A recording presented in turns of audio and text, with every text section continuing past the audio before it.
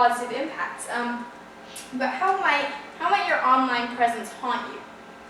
What are some things that might come back and you're like, oh man, I really wish I hadn't done that online, or something? Talking bad about somebody. Talking bad about somebody. Yeah, I feel like at so-and-so is so fat, and you write this and you really don't think about it, but then you get a lot of angry comments, you feel really hurt, and that person feels hurt, and then a couple days later someone reposts it saying what a loser you are, and then someone reposts that, and then 2 years later when you're trying to get a job at the Anti-Bullying Institute and someone sees your own history, then yeah, that would be not exactly ideal. So yeah, your online presence, the things that you say online, everything that you post online, you have to ask yourself, am I okay with the world seeing this? And am I okay with this possibly living on for the rest of my life? It's sort of scary to think about when you're just posting on Facebook, but most of the posts that you write are probably okay. You know, I had an awesome time today, I love my friends, whatever. But if you post something that's obviously mean or hurtful, then yeah, that will generally, obviously not a good idea. Now let's take a look at the unfortunate example of Annabelle Scurfy, who has this blog, Scurfy Cat, underneath, I am hot. And then this blog says, bored. I am so bored. I'm supposed to be doing my homework, but of course I am not. Luckily, my mom does not know that I'm getting a D in math. I told her I thought I was getting a B, and she said, you could do better than that. She is always going on about some cousin of mine, Chester Scurfy, who is like a banker of something and super successful. Whatever, he is probably lame. So, look at this blog. This is actually a fake blog. It's not a real person, thankfully. But this is an open blog. You can just find it, scurfycat.blogspot.com again, and you'll find all these posts. And it's obviously, if anyone, some of you may have blogs, and you might write about all the things that go on after school and how bored you are, or how, or I don't know, how you, I don't know, whatever you guys do that you wouldn't want your parents to know about. Maybe you went to a party when you said that you were going to be at the library, okay, for instance. And let's say that you write a blog and you sort of forget about it, and then 2 years later, your parents come upon it and decide that they're not going to give you a present because they, or sorry, not 2 years later, maybe 2 months later, they decide that they're not going to give you a birthday present because they're so disappointed in you. I don't know, that's just an example, but what you post on a blog can be seen by sometimes an even wider audience than something that you post on your friend's wall on Facebook, because many people, things that are on blogs will come up usually if you search for them in a search engine, so that's definitely something to be aware of. Don't write something on a blog if it's not something that you would want to shout to the world standing in the middle of the street. So yeah, that's a good thing to be aware of. Obviously, there's also other problems. The punctuation and grammar is really messed up. So if you don't want to be embarrassed online, use at least decent grammar. So don't be like having your words out of order. I know that there's some things where you might not capitalize everything. That can go unnoticed, but if you're just way out, then Alec Austin and Alex Shade, come to the office, please. Alec Austin and Alex Shade, come to the office. Thank you. Because what you post in the internet is really the mark that you leave on the world, and you want to make sure that mark is something that you're not going to be embarrassed by. To wrap up on the presentation, you want to make sure that you're leaving a clean digital footprint. And here's a recipe for a clean digital footprint. Take care of your writing, your punctuation, your grammar. Make sure that your writing is easy to understand, not sloppy and lacking punctuation. And think before you post. This is really important because if you post something carelessly without thinking about it, it can have consequences that will last for a very long time. And if you post using your real name, make sure your posts are something you want sitting on the web for the next 100 years, that you're okay with that. If you post under a username, make sure it's not traceable to your own name. So if you don't want people to know that it's you, then use a username that probably isn't too close to your own name.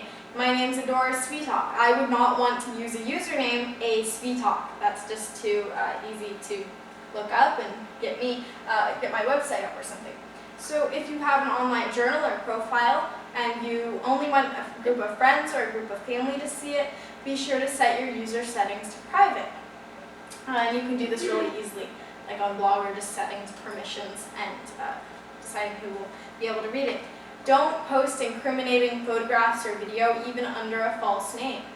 Even if you're using a username, even if you're not using your own name, don't ever post something that you wouldn't want to be traced back to you, because it is possible to trace things back to people, again, even when you're using a username. Your digital footprint includes more than what you say about yourself. It also includes what other people say about you. So how would you control what other people say about you online?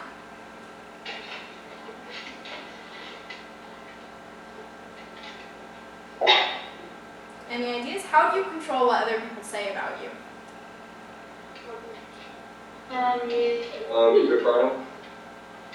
I'm sorry? You ask people not to say something? You ask people not to say something about it. Yeah, you just plainly say, hey, I really don't want you to be talking about me online, especially not in the way that you are, or saying these things. So yeah, usually you can just ask people to stop what they're doing. Otherwise, if someone has just been saying all kinds of nasty things about you, or you really don't like what they're saying about you, even if they're not saying it directly to you, then you can always tell someone, a parent, a teacher, a friend, and get that issue resolved. If you follow basic etiquette and basic netiquette, people are less likely to cause problems to you online. In other words, if you're very nice and you don't do anything to hurt other people, you don't criticize other people online, then they're probably not going to go after you. So what is basic netiquette? When we use the term netiquette, what does that mean exactly?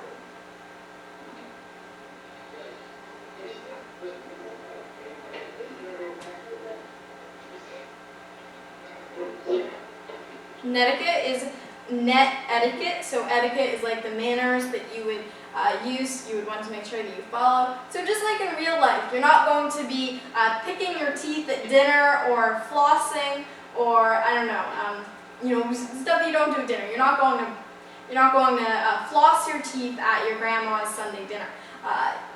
Just like that, there are certain things that are the flossing your teeth at dinner equivalents online.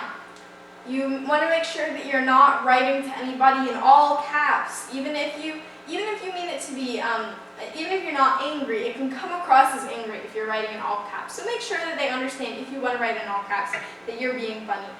Because a lot of things, you say them and they might come out funny, but when you type them, they may sound different. So make sure that your meaning is understood. What are some other things in netiquette? What are some things you would never do online?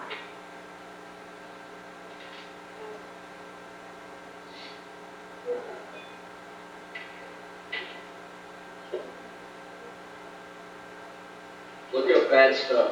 Look up bad stuff, yeah. You don't want to go to junk websites, obviously being careful also about downloading viruses by accident. Yeah, that's definitely basic etiquette, especially if you're using somebody else's computer. There's no better gift to give someone than, hey, I accidentally went to this really junky website and it downloaded a virus on your computer. That would just really not make anyone's day there. So yeah, definitely being respectful of your own computer as well as others, and what else? What else would you want to do? Basic etiquette.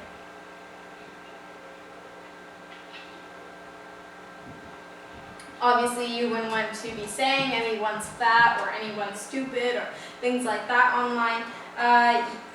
Just as you wouldn't walk up to someone, I'm hoping, and be mean to them in real life, you want to make sure that you don't let that happen on the web.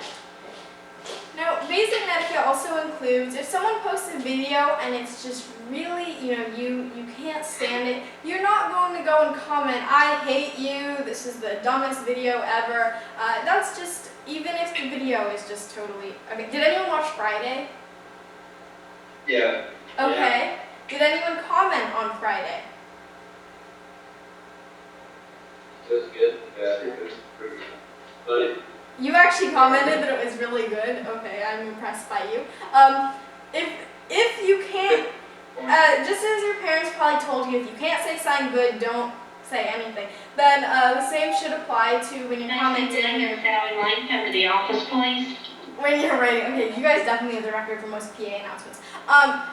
So, basic etiquette, even if there's a video, like Friday, which, I think that people have gone way over the line with comments, with nasty comments and stuff. If there's a video that you really can't respect, then, again, don't comment on it. If there's something that you think can be improved and you can be respectful with it, you can comment. But just in general, don't say anything online that you wouldn't say to someone's face. If you follow basic rules of etiquette, then, and don't make enemies, other people will improve your digital footprint by talking about how awesome you are, or how much they love you, or making positive comments and drawing attention to your online content in a good way. So you can use the web to help create a positive and helpful digital footprint. A good digital footprint can help you in the future. Alright, so I hope that you've enjoyed going to some hoax websites, talking about being digital citizens, and remember that what you post on the web has long-lasting consequences, and obviously not to do anything stupid. I think that you all probably know that. It's just talking about some of the more detailed things like hoax websites, for instance, that might have gone kind of under your radar. So I hope that you have a great day. I can take about 3 questions quickly if you have any questions. Anyone have a question? Okay. So yeah, just I hope that you just remember this, and when you're going online today, to keep some of those things in mind. Have a great day, everybody. Thank you very much.